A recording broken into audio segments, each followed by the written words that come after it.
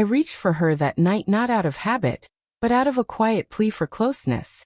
My hand lifted hesitantly, heavy with the months of silence that had stretched like a wall between us. All I wanted was a hug, something small but grounding, a reminder that we were still us. But instead of warmth, I was met with cold steel. She pulled back sharply, her phone in hand, eyes glued to its screen as if I didn't even exist. "Don't touch me," she said flatly, her voice edged with irritation. "I'm not in the mood to play wife." Her words landed with a weight no slap could match. For a moment I froze, staring at her. The woman I had built a life beside. The woman I trusted to be my anchor. That rejection wasn't just physical. It was dismissal. It was her saying without saying that I no longer mattered in her world. I didn't yell. I didn't beg. I didn't ask why. Instead, I felt a strange calm settle over me. I smiled, faint and deliberate. "You won't have to anymore," I whispered, my voice steady even as my chest burned. I didn't explain myself. I didn't wait for her reaction. I simply turned and walked out, leaving her with the silence she had created. I lay on the couch that night, listening to the emptiness of our home. The space between us wasn't just physical anymore. It was layered with regret, rejection, and unspoken truths. But as I stared at the ceiling, clarity washed over me. Her coldness was not proof of my failure. It was her choice. And choices come with consequences. When the morning sun slipped through the blinds, painting faint lines of gold across the living room, I brewed myself coffee.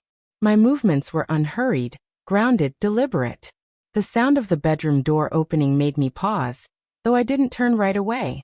I felt her presence before I saw her. She stopped mid-step. Her eyes widened. Her lips parted. It was as if the ground beneath her had shifted overnight. "What? How?" she whispered, barely audible, like a child lost in disbelief. She had expected me to chase her, to plead, to fight. Instead, I had let go. And that unsettled her far more than anger ever could. I met her gaze calmly. I didn't rush to fill the silence. I wanted her to feel the shift, to understand it without words.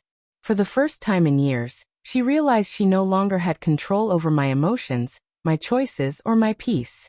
That morning set the tone for the days that followed. Claire began circling me with small attempts, half smiles, light remarks, questions laced with guilt. They were the same tools she had always used to bend situations in her favor. But this time, I didn't give her what she expected. I didn't argue. I didn't defend myself. I responded only when necessary, calm and steady, each word measured. One evening, she tried to corner me in the kitchen.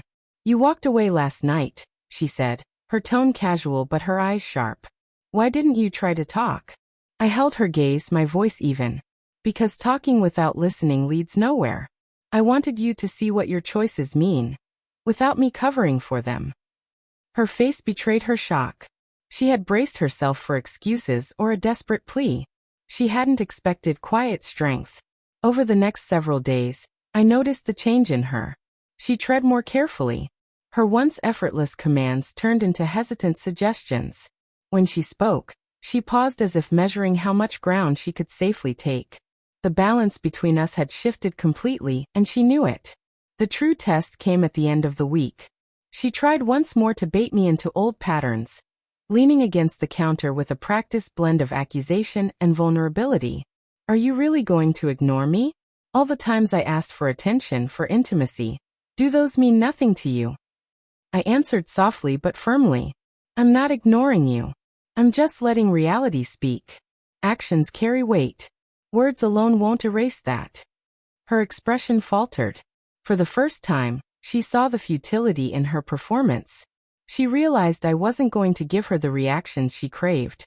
From then on, every attempt she made, whether it was a sudden touch, a loaded question, or subtle blame, fell flat. I remained composed. Not cold, but unshakable. My silence, my calm, became stronger than any confrontation could have been. By the second week, the transformation in her was undeniable. The woman who once commanded every room she entered now moved through the house with caution. She measured her words, second-guessed her tone, watched me carefully for cues she once assumed she controlled. And every evening, as I sat quietly with my coffee, I reflected on what had unfolded. Her rejection that night had not destroyed me. It had revealed the truth. That the power she thought she had only existed because I allowed it.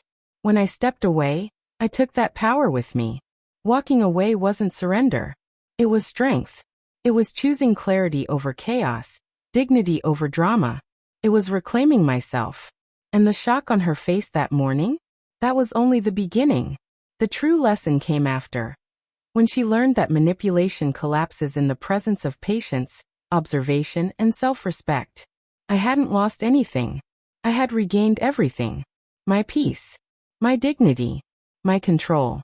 And in the end, she had to face the consequences of a choice she thought would break me, but only freed me.